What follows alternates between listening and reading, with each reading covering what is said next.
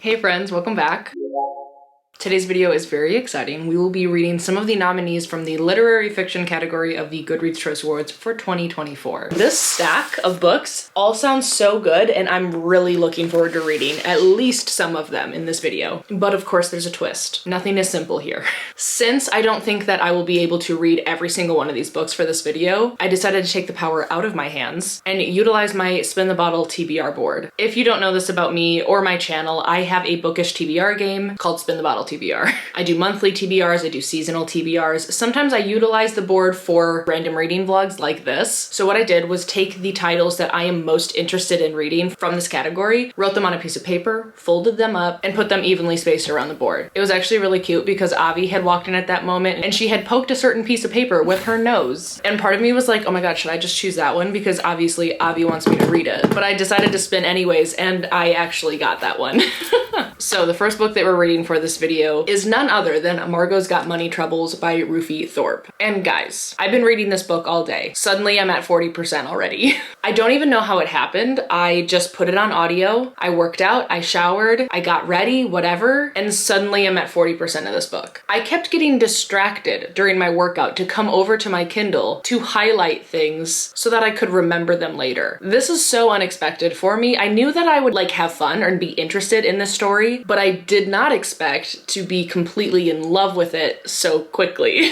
But let's back up a little bit. I'll tell you what this is about. It's about our main character, Margot. I believe she's 18 years old when the book starts. She's at a local community college and she ends up getting into a relationship with her English teacher, who is married and has kids. And ultimately she gets pregnant from this relationship. Much to many people's dismay, she decides to keep the baby. Her roommates move out because of all the crying. Her slightly estranged dad is now in the picture. He is a recovering addict and he used to be an MMA fighter. I think it's MMA, maybe WWE. He's a wrestler, actually. He's a wrestler. But he's retired and he has a lot of back problems, etc. But he has moved in because she needs a roommate because she can't afford the rent. And she discovers through chats with her dad that one of his old buddies in the wrestling world has an OnlyFans account and she does really well for herself. She makes more in 1 month than she does in the whole year of her wrestling career. And this sort of turns a light on in Margot's head and she's like, huh, maybe there's something to this. But needless to say, she starts to get her fans, and it's basically about that situation. Her raising her son, Bodhi, starting an OnlyFans account to provide for her family, and it's so good. I think the commentary on being a single mother, especially a young single mother, not really having a supportive family. Before her dad came in the picture, her mom wants nothing to do with her. It's a really horrible, not nothing, but it's a very horrible relationship. And just so far, I've highlighted so many things that at times seem like such unfiltered, raw thoughts and feelings about the situation, and at other times really thoughtful, insightful, and almost poetic. This book is also doing something really interesting that when Margot is talking about when she was pregnant or giving birth or in that time period of her life, the book goes into third person so that she's sort of talking about it in a disassociated sort of way. But in present day, the book is first person narrative. I think that alone is so interesting and it's done so well. Sometimes it's switching in between both point of views fluidly. And I am so surprised. I am just loving it. I'm just loving it. I think it's wrong of me to have assumed that this book wouldn't be anything super special. Maybe partly because I haven't heard so many people talk about it, but I just didn't know that all of the discussions would be discussed in this beautiful, interesting way. And they just really are. I've been talking already for too long, but I've had a lot of feelings this morning about this book. I'm just so excited to sit down and continue. Unfortunately, I do have to go focus and edit my bookish gift guide that is going out tomorrow, so I haven't even started editing it, so I really have to. But I'm going to try to speed edit it so that I can get back to Margot. I just can't wait. I just can't wait to see what's gonna go on. I think it's gonna break my heart a little bit. I haven't wanted to root for someone so much in a while. You just immediately love her. Okay, I've gotta stop yapping. I will come back once I get a little bit further, maybe after I finish the book. I don't know. This has been going very quickly, so we'll see. We'll see what happens. But welcome to the vlog. I'm so happy to have you here. Okay, let's go.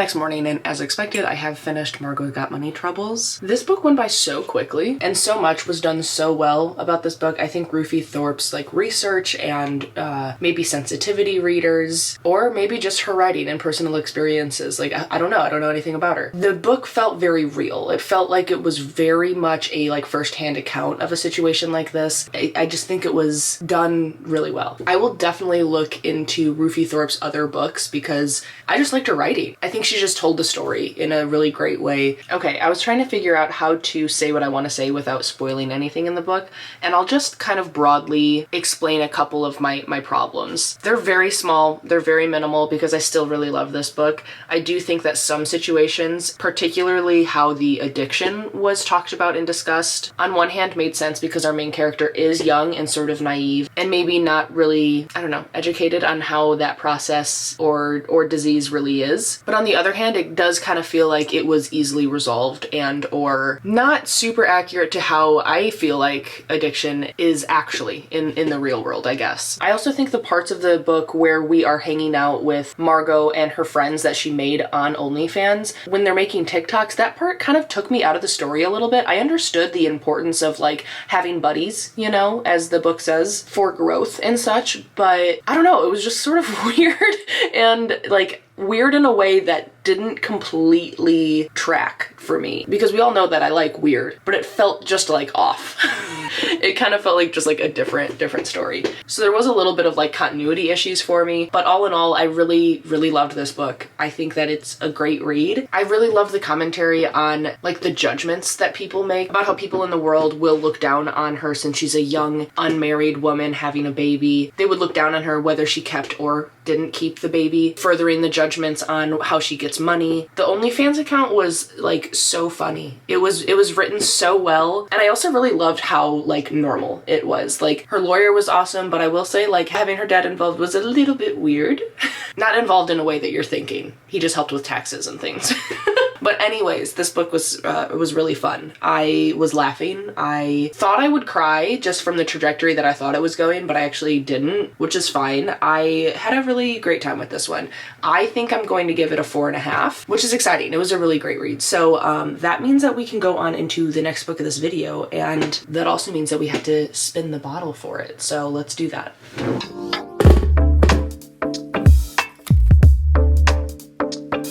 Okay, very fun. We got Welcome to the Hyunam-Dong Bookshop by Hwang Bo-rem. I was really hoping that I could read this for this video because I'm just in love with the cover. I also love on the back that it says the heartwarming Korean smash hit.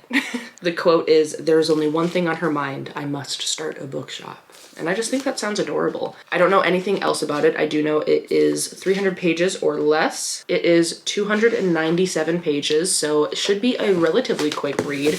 I know the audio came in on Libby for me as well, I think. Yes, it's an 8-hour audiobook. In theory, I could finish this in a single day, but today we are actually driving up to my parents' house to hang out with my mom, dad, and brother, so I don't think that I'll be able to finish this whole book today, but we might start it in the car. So that's really exciting. I really wanted to read this one. So once I get a little bit into it, I will come back and give you a little synopsis. So I'll see you soon.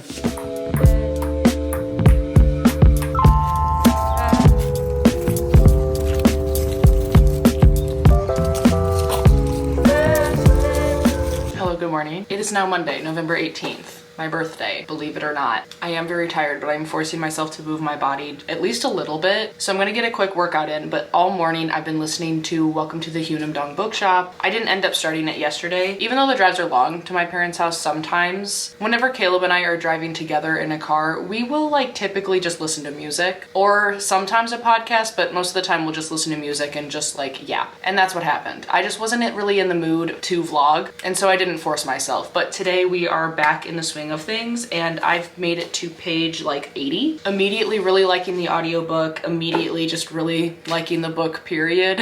It's very cozy. It's very slice of life. It's about our main character who realizes that she's basically just unhappy, and she decides to start a bookshop and slowly starts to find her happiness through that. We're following her throughout this process as she's like learning how to adequately recommend books, and that you can't just recommend books that you love because not everyone has the same taste. How to to make her bookshop more successful, how to draw in more foot traffic and things like that. She hires a barista who we're getting a point of view from. And I think that this is all the book is gonna be, just like following people coming to this one little bookstore for a sense of community, for a sense of belonging, and like maybe a purpose. It's really cute. It's very like thought-provoking too, because not only are we following Youngju, who is our main character who started the bookshop, we're following Youngju doing all the things that I said before, but we're also following her as she's learning her process of reading books and how she's thinking about books and how she's thinking about how she'll recommend the books. And in turn, it's making me think about how I consume stories and my thought process on reading books. And so far it's just like, it's good. Like I just like how it's making me feel. I think sometimes slice of life stories will feel a little bit aimless, but I don't think that this will be the case. I think that it'll have just enough going on to make me intrigued to continue, and I'm just having a good time. I like the narrator. So I'm gonna do a quick exercise, probably nothing too crazy. Then I have to go to my PO box because I've been told that a couple friends have sent me gifts.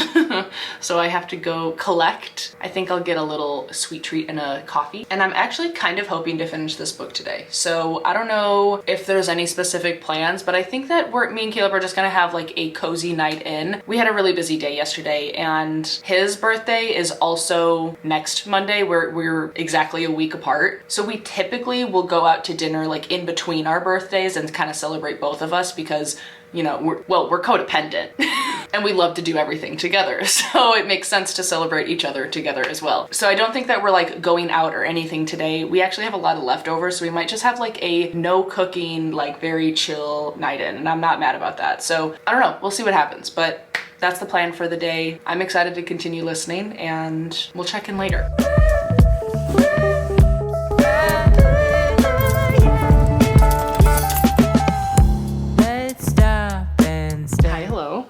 I got my coffee. I got some charcuterie supplies for my girls' night on Wednesday, and also went to my PO box and I have some packages. There's also a lot of packages over there from my wish list that I will be opening in a book haul. These just don't look like books, so I'm gonna open them in this video. Aww, this is from one of my patrons.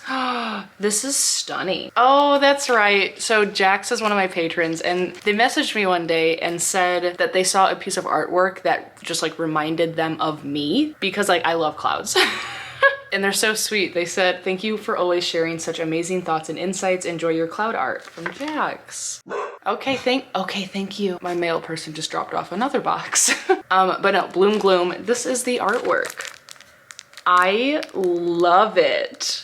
I'm so honored that I was even thought of with such a stunning piece of art. I love it. It's so cute. I'm gonna put it in my library. Thank you so much, Jax. Okay, and then this one is from Ileana. Wait. This says, "Love to see you journal. Enjoy these or pass along to your worms." Wait. So cute. Made you some assorted bookmarks. Feel free to share. Thank you for the lovely community you have created for us. Oh, I literally love everyone in my Patreon so much. They are, oh my gosh, there's so many things. They're just falling out.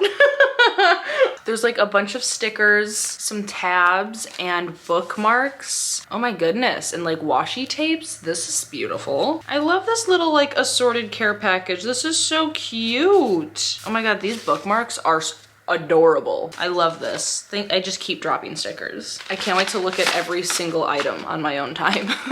But then, I can't even handle. Stop. Oh, this is so cute. It's a pickle, a crocheted pickle, a duck, and a little froggy. And she said, "The froggy with crossed arms is grumpy and judging your TBR stack." So fair. Oh my god, they're so soft. And she said, "Everyone needs an emotional support pickle." So true. And then the mallard duck reminds me of Caleb. Oh. Why is that the funniest thing ever? And so true. Stop. Thank you so much. This is literally the cutest thing ever. I'm obsessed. Wow, wow, wow, wow. This package, I know what it is. I actually purchased this one. I talked about it in my bookish gift guide. Oh my god, it's way bigger than I thought it was gonna be. This is my book lovers wall calendar. We have a calendar that sits on the side of our fridge right there, and we don't really use it a whole lot, but it's there for the vibes. It's just so simple and cute with the little books at the bottom. I'm really happy about it. Oh my goodness, I forgot I got this too. I love bookish stationery. If there's one thing about me, it's that I love bookish stationery. And this is just a little notepad with some magical books at the bottom. Okay, and then this one, I'm actually kind of scared to open it because I think I know what it is and I might cry. I'm using cuticle cutters to open my boxes because I'm not getting up to get an actual scissor or knife. So it's called being resourceful. So, okay, from the return address, I can tell that this is from Amy. And from all of the caution glass stickers on the outside, I think I know what it is. I will cry. Stop. Amy makes beautiful stained glass art. And I, from the shape of this, know which one it is. Oh, wait a second. Wait. Oh, there, it's wrapped. Something's in wrapping paper. Oh my god. Oh my god, wait. No, I was right. Amy, Sid and Caleb, happy birthday. What? Happy birthday to the queen and king worms. Oh, Sid, you have made the most amazing community in the greenhouse. Everyone is so loving and welcoming, and I'm so glad I joined. I wanted to create this book stack for you to show my appreciation for you and the greenhouse. Since Caleb's birthday is also this month, I wanted to send him something too. I was going to make a yellow monstera leaf, but you thought he would like this UFO. Okay, wait. Amy, if you did both of those things, I can't even handle you. Oh my god, wait. Wow, I can't wait for him to open it. This one says Caleb on it. I love this. You are literally the best. Okay, I'll have to wait for him to get home so that he can open that. His birthday, like I said earlier, is an exact week from mine. But also, listen, I know this is a stained glass book stack. And she said the book stack has over 100 pieces of glass and it took me about 12 hours to make. Excuse me? It's the way that I actually have her shop open on my computer because I was going to buy myself something. Sid, I'm literally so lucky. Oh my god, this chain. Oh my god, okay, Sydney, open it.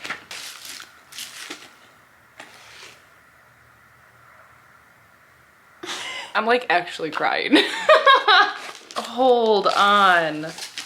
I thought it was gonna be just like the one on your listing, Amy. Not personal. I'm literally sobbing. Okay. I'm about to start my period, so this isn't fair. Okay, pull it together, Sydney. Holy shit. What are you talking about? What do you mean? Just the fact that you took this much time to create, like, I literally am just gonna keep sobbing. I can't do this on camera anymore. The amount of time and effort that this took you, I'm just blown away. This is stunning. You chose my favorite colors too. Oh my god. I cannot wait to see Caleb's. Oh, he's gonna love it. Cause I know what the alien one looks like. Wow, I wasn't expecting to cry over this today. I wouldn't be surprised if I cried today, you know, but you know. Wow, thank you so much. Wow, I can't wait to show it off literally all the time. And you know, I have that little nook in my library with a huge window that I can just hang this from. I can't even handle it. I can't even believe it. That's gonna look so good. This is a 17-minute clip. I have to be done soon. I'm so grateful. Thank you guys so much for even wishing me a happy birthday. Truly, like, it's been a rough go recently and I'm really appreciative. I'm really appreciative. For all of you being here, and wow. Okay, I'll have Caleb open this later. Whew. Anyways, I'm at 52% in Welcome to the Hyunam-Dong Bookshop.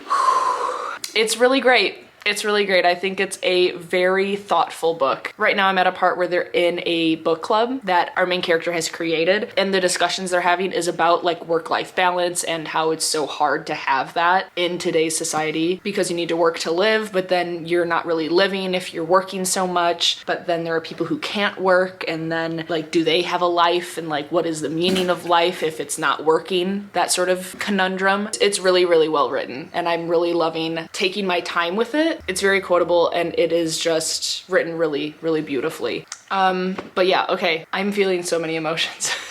I need to make some food, but first I'm going to catch up where I'm at in the audio with the physical copy so that I can go through and underline the parts that I know that I really enjoyed. And then I really just want to sit and finish this book before Caleb gets home from work. So that's the plan. Catch up, annotate, make food, finish book.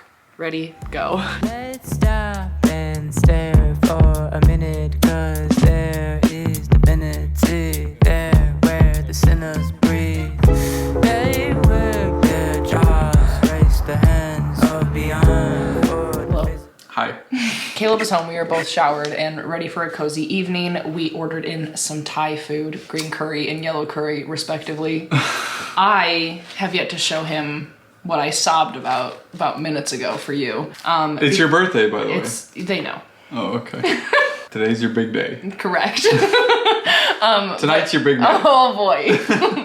But once I show you this, like I know what it is? I'm worried that you might know. So it looks like a chocolate bar. It's not a chocolate bar. This is not a chocolate bar. But Amy, I'm gonna try not to cry again. But Amy. Oh. I know. Sid. I know. What? She said it's over 100 pieces and took her 12 hours. Oh my god. I know, it's like my favorite colors and everything. That looks so good. Holy shit. You got it? Yeah. Oh my god. I know, like just the fact that she took so much time on it, dude, makes me want to like I am die. welling. I know. Oh my god. You're welling? That's so cool. I know. My camera's about to die, so let me switch my battery and then we'll go into Caleb's surprise. Okay, 1 second. Now that we've both we switched sides. dried our tears too. Oh, why am I opening it? Okay, be careful. Oh, it's not chocolate. No, it's from Amy. So this is Amy's gift to Caleb because Caleb's birthday, we already know this is a week from now. I wanted to wait for what it's worth. No, but he's gonna open this one now. You even wrapped it and everything. I know. I'm so excited about it. I'm so excited. Do you know what it is? Yeah, I do. You do? Yeah. I'm nervous. I'm so excited. All right. Oh my god! Amy! Like, I know shit was going to get this for you for Christmas. And Amy beat me to it. Oh, Amy. Wow. It's a UFO! Wow. Alright. This is the coolest shit I've ever seen in my life. I'm crying. What have we done to deserve them? I don't know. You pretty much did most of it. Amy, thank you so much. Yeah. This is the greatest gift I've ever received. Excuse me. This is the greatest gift I have ever received. I'm gonna get demonetized. Yeah.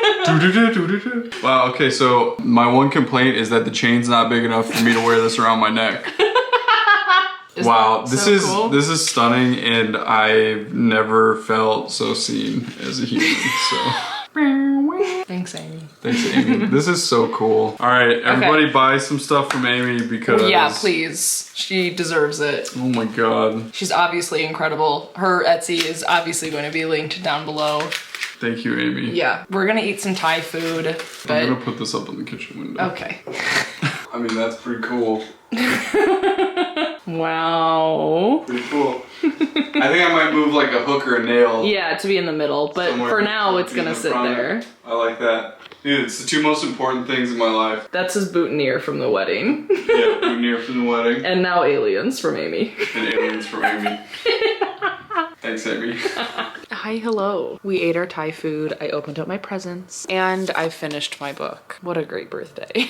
And honestly, what a great time to be alive because I love this. This book is for readers. It's for writers. It's for anyone looking for like a slow, cozy book that will make you feel lighter at the end. I read in a review on GoodReads that said that this book is shelved as like healing fiction in Korea as opposed to our Western like couldn't put it down sort of vibe, and I couldn't agree more and I couldn't love that concept more. It is at its core a slice of life story centered around this bookshop where everyone is going for a sense of belonging and a sense of community, a sense of hope or advice. It has phenomenal conversations about working, about living, enjoying life and what you're doing now and not only doing things to get somewhere and to achieve something. I adored it. I absolutely love so much about it. And I also love this cover so much because I genuinely can put myself here. This is exactly how this book feels. I can literally imagine sitting in this cozy little bookstore in this small little part of this like neighborhood town in Korea, watching Jung-sun crochet, hearing Minjin making coffee, all while Youngju prepares for another author chat or book club or something that she's deciding to host because she is such a phenomenal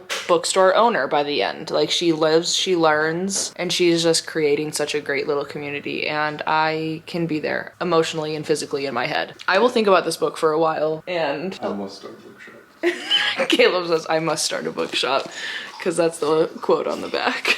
But I loved it. Heck, I'm gonna give it 5 stars. Ooh-wee. Hot dog. Hot damn! I think it was awesome. It was so cute. And now, bummer, I have to go work in the morning, so we're all upset about it. But I wanted to very quickly spin for the next book in this video so that I can bring the book that I spin for to work tomorrow to read on my break. So that is 2 books done for this video. Let's go see what the third one is.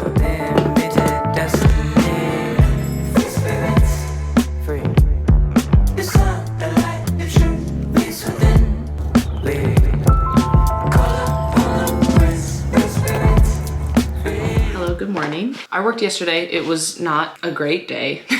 The thumbs down was for the day. It wasn't for the book. It's finally starting to get like officially chilly here. It's almost noon and I have yet to like get ready or anything because my cramps are absolutely killing me today. But I have been reading all morning. I am halfway on page 173 of Blue Sisters, and y'all, this book it's a lot. It's a really beautifully like messy, chaotic book. Coco Mellor's, her other book is Cleopatra and Frankenstein, and that too is sort of a difficult read. I would recommend looking up trigger warnings for her books because her characters are so real. They're very much just very flawed people in so many ways, and it's not like they're a flawed person, but they're still trying to do good. It's like, no, this person, most of the characters are like really struggling and they're like going through a lot and not doing great things while going through these hard times. I really love that about her writing and her characters. It doesn't mean that it's like very fun to read, but it's also like really, really good. It is sort of difficult. So this book called Blue Sisters, there's 4 sisters. Their last name is Blue. They are in very different parts of their lives right now as they're older. And the book takes place following 3 of the sisters a year after one of them dies. And these sisters could not be more different from one another, but they also are sharing the same, in some ways, kind of grief of losing their sister, but also they're all handling it and dealing with it in like really different ways. Kind of.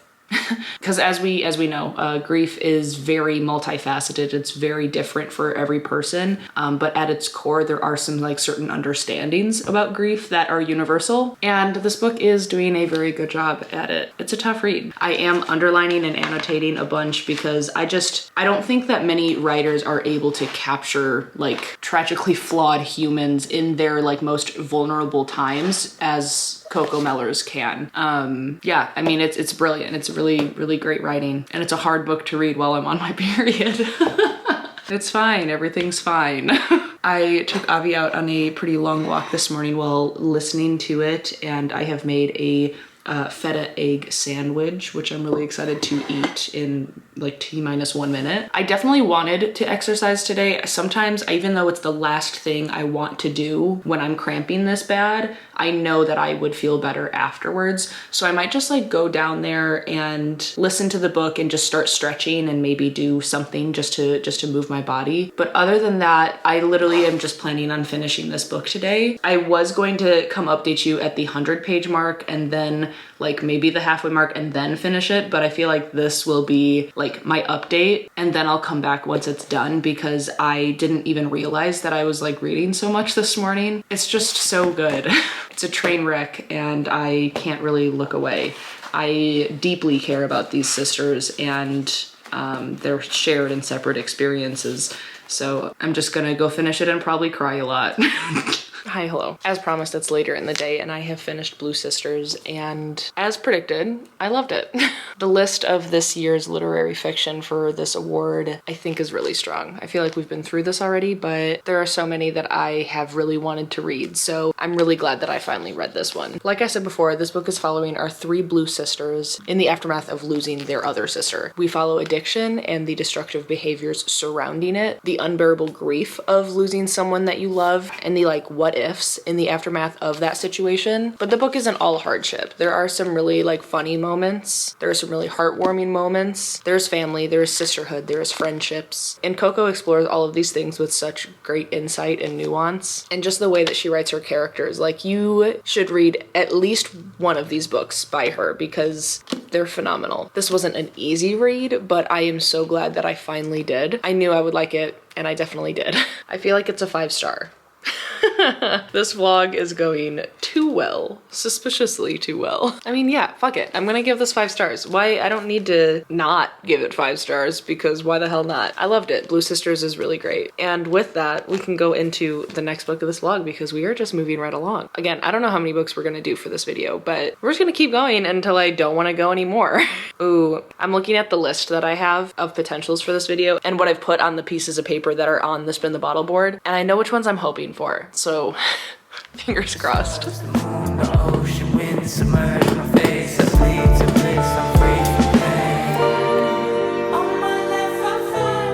has been a great reading day today, friends. All of a sudden, I'm on page 78 of The Wedding People by Alison Espach. I thought it was Espach, but apparently it is a k sound at the end. This one is interesting, okay? I have been told that I would like this, and I've been hesitantly looking forward to it pretty much all year. I really love the cover. I think it's really cute, and the title totally makes sense now. This book is about our main character, Phoebe. Phoebe? Is it not Phoebe? No, it's Phoebe.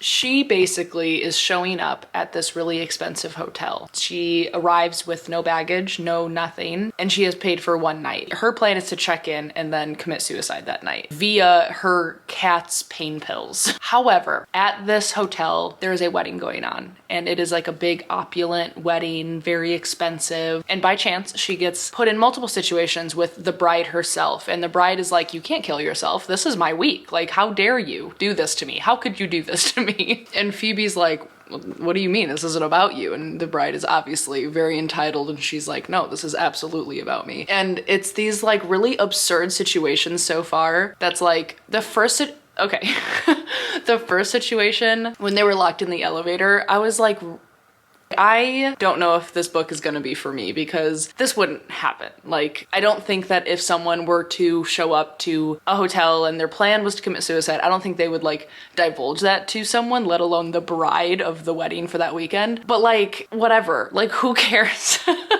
Suspension of disbelief has definitely taken hold of me because they're now in their second situation where they are interacting with one another, and according to the synopsis, like they just become friends. The two of them just keep confiding in one another, and I don't know, I am having a good time.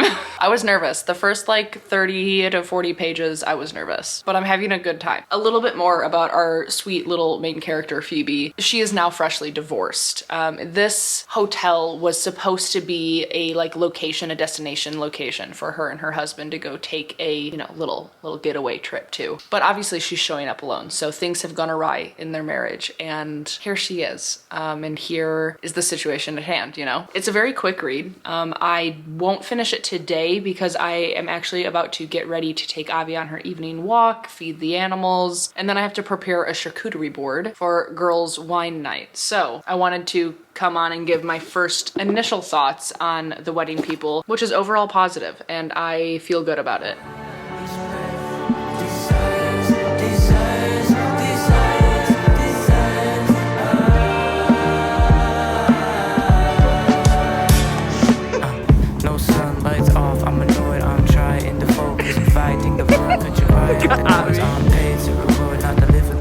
I'm at vantage point. Message from the highest, now it's coming up. I'm not there to rain down on my body, watch it blossom in a month. I've been a little bit MIA with vlogging today because it's been snowing all day and me and Caleb just like had a snow day. The work he's doing right now is outside, so he decided to tell them that he will do it tomorrow on Friday when it's not snowing, and we have just been frolicking around in the beautiful snow all day. We made these little mini snowmen just now on our front porch and it was really cute. I'm currently doing reading spreads with my Patreon and almost done with the wedding people. I am enjoying it. There is a good bit of it that's like miscommunication and also like, well, why are you even going through with all of this? Like, it's a little bit just ridiculous, but at the same time, the conversations that are happening within the characters are actually pretty good and not necessarily justifying all of their actions, but it like makes it make sense, I guess, even though it is still a little bit silly, but that's fine. I have very little left. I will finish it within like the hour, I think. Caleb and I are looking into what we're gonna make for dinner, but I should have a final update for you and a new spin for the next book relatively shortly. It's just been so nice. We love snow. Okay, hi. I just ended reading sprints with my patrons. We went for like almost 6.5 hours and I did end up finishing The Wedding People. This one's really interesting. It has a lot of different types of characters. Ones that you won't like, ones that you will be rooting for, but in some way you will feel something for all of them. I think that all of these characters are very flawed in their own ways. Like our main character is obviously going to this I almost said restaurant, going to this hotel to commit suicide, but that part actually is over pretty quickly in the beginning because the rest of the book is basically her finding like that she really does want to be alive and she does want to be here. And at its core, it's those like the synopsis says, those chance encounters that can change your whole trajectory on life. And it's not just her life that is being affected, it is everyone at this wedding. I think one of my favorite things is how the book is written. I think that the way that in the beginning of the story when Phoebe, why can't I remember her name?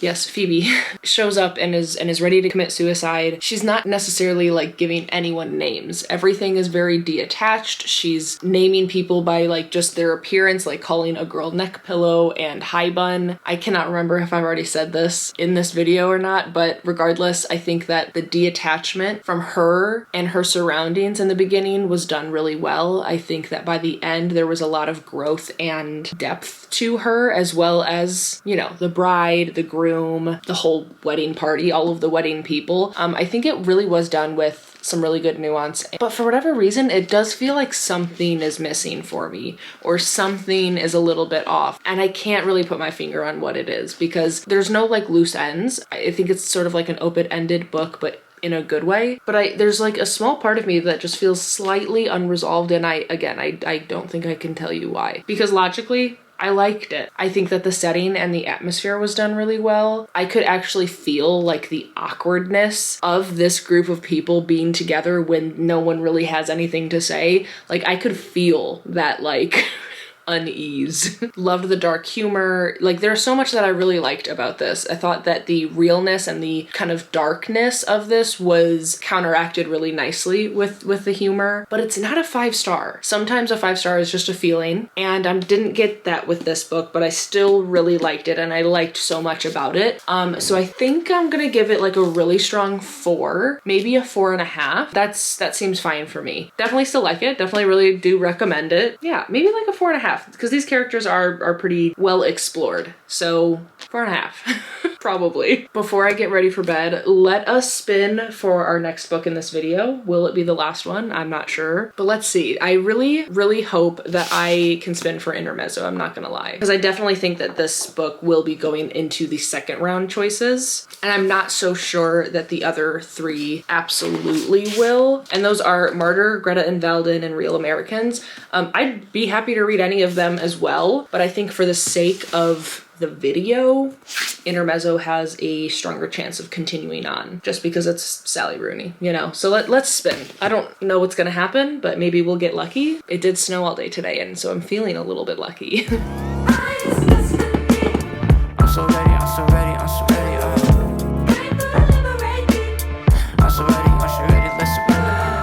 I stand here red-handed with the evidence of simpleness, expression is of infinite, I'm sanctioned to experience the Hello, good morning. I didn't get Intermezzo, but it's okay because I did get Real Americans by Rachel Khong, which I have been really looking forward to. I think the synopsis of this book sounds really interesting. This book has a couple of the key words that get me really excited about a book that is like literary fiction and that is like multi-generational. And it has some like existential questions at the end of the synopsis that's like, are we destined or made? And if the latter, who gets to do the making? And it's just things like that that I think are really worthwhile in exploring, and I think that the title of this book, Real Americans, is perfect for this storyline. It's very interesting, and there already are good discussions surrounding this. So it's following our main character, Lily Chen, and this is, like I said, sort of multi-generational. So we're following 3 point of views. The first one is Lily, the second one is her son Nick, and then the third one, I don't know who it is because it's not in the synopsis, and I don't know if it's like you're supposed to find out and be surprised later. But right now I've been following Lily's point of view, and she is an unpaid intern at this like tech media company, like barely scraping by, picking up jobs on Craigslist and things like that. And then she meets this guy named Matthew. He is sort of the exact opposite of her. He's very wealthy, doesn't have to worry about literally anything, financially at least. And ultimately they end up falling in love. They have a kid named Nick, and that's who the second point of view is.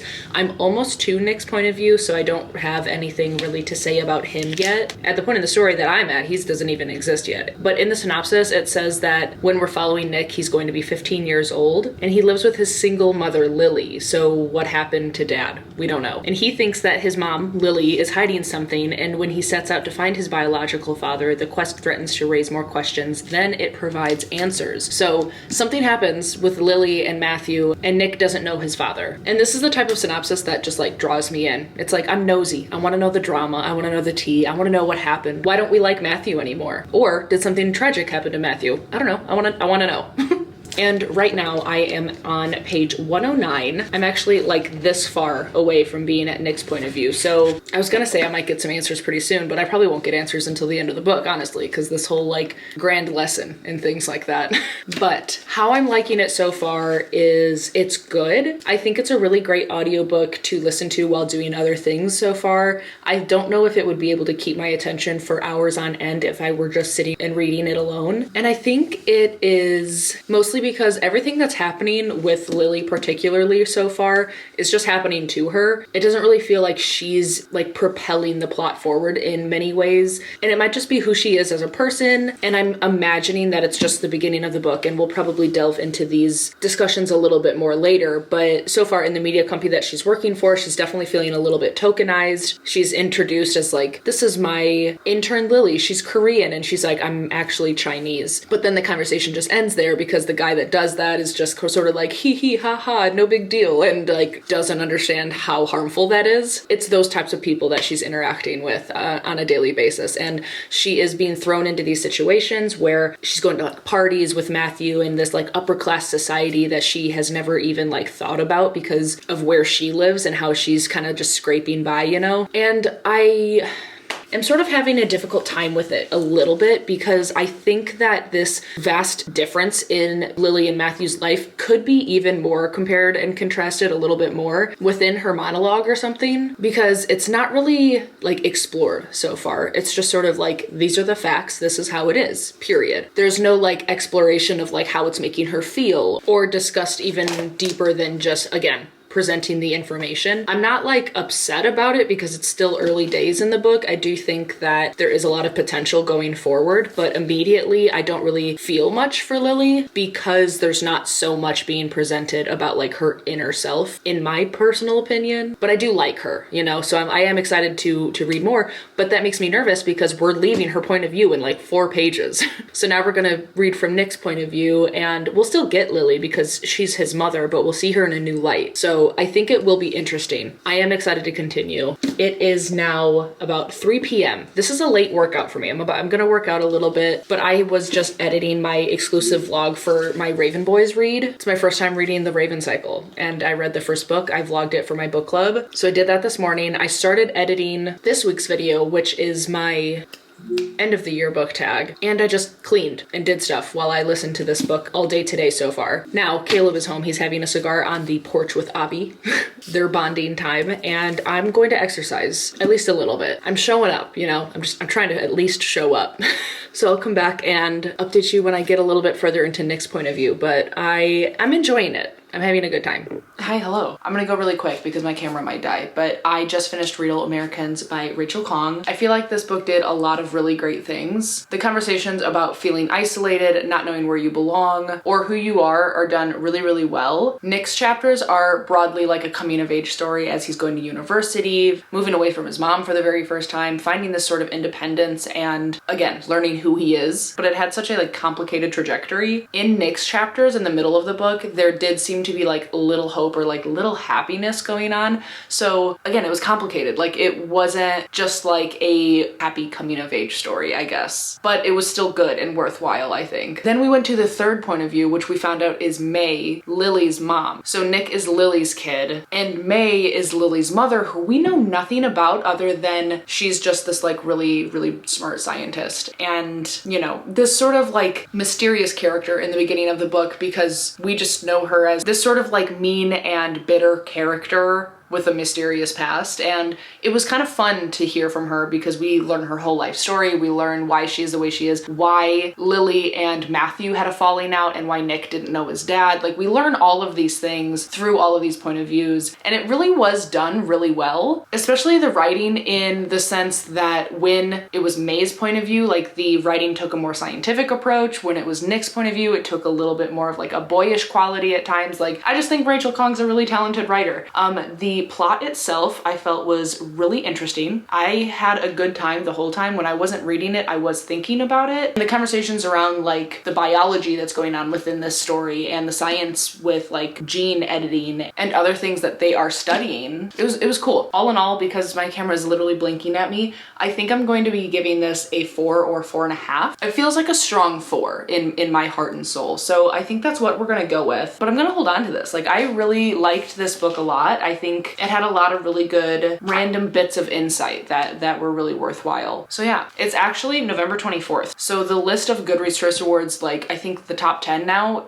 are announced. I haven't looked at them yet, but I don't have time to look at them. It is 4:30 and I have to go get ready right now because my best friend is picking me up and we are going to Friendsgiving with our group of friends. I made some homemade cinnamon rolls again and they are going to be so tasty. I think next time you see me, we'll do a quick little reaction clip, or maybe I'll just choose the next book of this video. I'm hoping that most of these books are in the top 10 that I've already read. If not, then that sucks, but also I'm really happy that I've read all the books that I have. So looking forward to this evening, but in the meantime, I gotta go get ready. So I'll either see you when I'm spinning for the next book in this video, or we might be reacting to the final list of the Goodreads Choice Awards. I don't know yet. We'll see. We'll figure it out.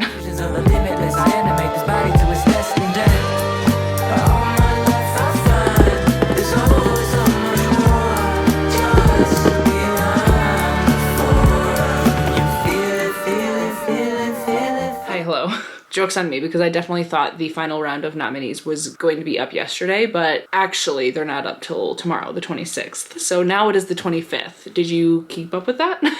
It's November 25th, Monday, Caleb's birthday. About 6:30 p.m. now. Obviously, we're using a ring light. It's dark as shit outside. But I've just not been vlogging because we've been hanging out all day. But I have started the next book of this vlog, which is Intermezzo by Sally Rooney. I was lucky enough to spin it on this last time, and I was very excited. This very well might be the last book of this vlog, just because of timing and editing reasons. Also, really quick, look at this really cute bookmark that one of my best friends gave me for my birthday. Isn't it just the cutest? The cutest thing ever. Look at that little Kit Kat. Wow. So up until this point, I have made it to chapter 6, which is page 141. So moving right along, this is my second Sally Rooney. I have read Normal People and I really liked it. I think that Sally Rooney has a writing style that not everyone would enjoy. For example, she does this thing that is very stream of consciousness. Her writing where she just doesn't use quotation marks for speech and dialogue, and she also doesn't hardly ever use paragraph breaks. Like there was, oh, here it is. I just found it actually. From this point right here, paragraph starts here, goes for this page, this page, this page, this page, all the way to the top of the next page. Literally, this is one paragraph. What do you mean? Miss Rooney, what are you doing? I want to actually watch some like interviews with her and see why she is the way she is, because I think it's wild. And I don't know why it doesn't bother me enough to actually be upset about it. Like, honestly, I feel like fundamentally it bothers me, but like I love it. I really do love her writing. I do love how she's telling this story. It's about our two main characters who are brothers, Peter and Ivan, and they are very different from one another. They are both going through the grieving process of losing their father, and Peter is the older brother. He is kind of dealing with like two women, basically. Like he has his first love, Sylvia, and then a much younger like college student who like kind of takes life as a joke. They're very different from one another, and he's like kind of stuck between the two. I don't know. It's obviously a messy situation. And then we have Ivan, who is a like, I don't know if he's actually like a grandmaster of chess, but he's a really good chess player and he kind of does chess. And he's younger. He's like 22. And he is now involved with an older woman, which it sounds like she is more of Peter's age. And so we're obviously getting some age gap romances in both situations. Both are messy in their own ways. And we're just sort of following their grieving process. God, it's just so, I don't know why I love it so much, other than I just do. And like, I'm just gonna read you a couple sentences, obviously no spoilers, but just so you get a sort of feel for what Sally Rooney's writing is sometimes like. This is Peter, the older brother. He was just having a conversation with someone, but it's sort of the end of it. And he says, slips phone from pocket, after 9 already. He swipes a text and hits send, finishes his drink. Heading off, are you? Tell the lovely Naomi we said hello. Coat buttoned, cold dark air of the river carrying him through the streets. Eyes wet again in the wind. To go on living just for Ivan's sake. Imagine. Too depressing to think. Every morning waking up, every hour spent at work, every miserable meal prepared and eaten alone. All for a younger brother he hardly speaks to. Not as if he asked.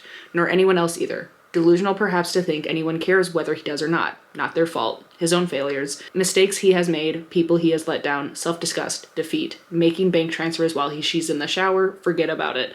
Her all-destroying pain. The suit at the funeral. And his father. Final agonies. Inevitably of death. Meaningless existence. Like, it's all very like emo and very short, very like staccato-y. And it's just, it's interesting. Obviously none of that dialogue will make sense to you. I literally just opened the book to a random page. But that's kind of how Sally Rooney writes. Very staccato-y, very stream of consciousness, very much like pretentious, you know? Very pretentious. I feel like there's a level of pretentiousness that you have to have in order to do stream of consciousness style of writing, but this is like next level because it literally, one paragraph will go on for pages and it's kind of wild. But I am enjoying it. I am. Having the audiobook helps too, because I also love the narrator's accents. But yes, it is going well. I hope to finish this relatively soon, definitely within the next 2 days. Caleb and I are making French onion soup for dinner, and it's going to be very tasty. And I do hope to get a few more pages in today, so we will see. Hey friends, just got done doing reading strips with my patrons, and in them I finished Intermezzo by Miss Sally Rooney. Miss Sally is a hard one for me to rate, because I don't necessarily know why I really like it as much as I do, but I'm also not even sure if I really love it. I don't know, it's so weird because the main characters, everyone we're following, are so normal. No one is really too special, no one is necessarily doing anything special, but at the same exact time, that's kind of why her writing and her stories are kind of beautiful. They're all just normal people trying to navigate their own lives. Wait, and now I'm just realizing the irony of me saying normal people because her debut novel is literally called Normal People. I didn't do that on purpose, but it's really accurate. But all of these people are literally just so normal and trying to navigate their lives and making messes along the way. It's complicated. Things are never easy. Things are never, you know, just one track. You know the answers to every problem. And that is how life normally is. And I think that the way that Sally Rooney writes her stories is so like tragically normal, but also so nuanced at the same time. And it goes into why she doesn't actually use like quotations or anything like that. One of my patrons had said earlier today, because we were chatting about this, my patron Seiki said, I don't know if it's why she doesn't use quotations, but I heard people mention the lack of quotations puts thoughts and dialogue on the same playing field, which is super heady and super interesting to think about. And it actually makes sense to me because that's how the story and dialogue feels, is you don't really know every single time what is being said aloud, what is the internal monologue, and that tied in with sometimes even just little actions being narrated, like buttoning up coat, period, I think is so interesting. It really draws me in. Sometimes it feels very frantic and chaotic when there are no paragraph breaks, and I do enjoy it. All of these people being just such like normal people makes everything feel so commonplace, but at the same time very poetic, and it's a little bit pretentious to think about it that way, but it does sort of feel like romanticizing everyday life, but in a way that is so raw and real, because it's not all happy. Neither is everyday life. Like, these two brothers are going through the grieving process of losing their father and also trying to navigate romantic relationships with other people. And the way that she tells the story is just so mundane, but also is so beautiful at the same time. And it's a complicated feeling that I'm having. I think that like a 4 or a 4.5 feels good to me. It doesn't feel like a 5-star just because I do think it was a little bit long. Maybe a couple things could have been edited out. I don't know, who am I? I'm just a girl. I liked it. I like her writing. 4 or 4.5-ish, you know? But my final thing that I want to do is actually look at the Goodreads Choice Awards top 10 literary fiction together and, I don't know, react, see what's going on with them, because I don't know yet. All right, here we go. Fiction. Okay. So we have Martyr, which I'm upset I haven't read yet. I hope to still read that this year. The Here One Moment, Blue Sisters, Margot's Got Money Trouble. I'm not surprised that Dolly Alderton is on here. I just don't really have any interest. Oh my god, I hope this finds you well. I really want to read that too. Okay, welcome to the Hyunam-Dong Bookshop. Happy to see that here. Swan Song, not surprised to see Ellen Hilderbrand. Wedding People and Intermezzo. Okay, so Real Americans didn't make it, but Wedding People, Intermezzo, Hyunam-Dong Bookshop, Margot's Blue Sisters. So it looks like I read half of the top 10, which I think is pretty good. Now the question is like, which one would I vote for? It sucks because I haven't read all 10, so it's not a complete educated decision. Man, honestly, for me, it's going to be between Blue Sisters and Welcome to the Hyunam-Dong Bookshop. Those are the two that I personally enjoyed the most. My gut says Hyunam-Dong Bookshop, which is kind of surprising to me. I just really loved everything that book talked about. I loved the coziness of it. I loved how it was almost like an ode to readers, writers, and I don't know, bookshop goers. Like, I don't know, it was so good. Putting it up against these other big names, I don't necessarily think that it would win, but I do think that I Hope This Finds You well as Martyr would have been pretty good for me as well. I'm gonna vote for Welcome to the Hyunam-Dong Bookshop. I am. I just really loved it. I just really loved it. I voted, folks. That's what I'm gonna go with for now. And that being said, this vlog is finally over. I have no idea how long this is gonna be. I hope you enjoyed it. Thank you for sticking around until the very end. Let me know down below which you voted for literary fiction. I feel like this video was wildly successful. I'm actually really surprised that I didn't get anything less than a 4-star. I, of course, was really looking forward to reading all of these books. I did think that they were going to be good, but sometimes they, you know, aren't. And you never know if something's gonna mesh with how you like books or like you take in information, and all of these actually really worked for me, which is really surprising, and I'm really excited about it. Really happy that I decided to do this video and let it go on for as long as I did, because I read some really good books. So again, thanks for being here and hanging out with me for a little bit. While you're down there in the comments, leave me a cute little coffee cup emoji down below in the comments, and while you're down there, please do subscribe and like the video. I always appreciate your support, and of course, be kind to one another, and happy reading. Bye.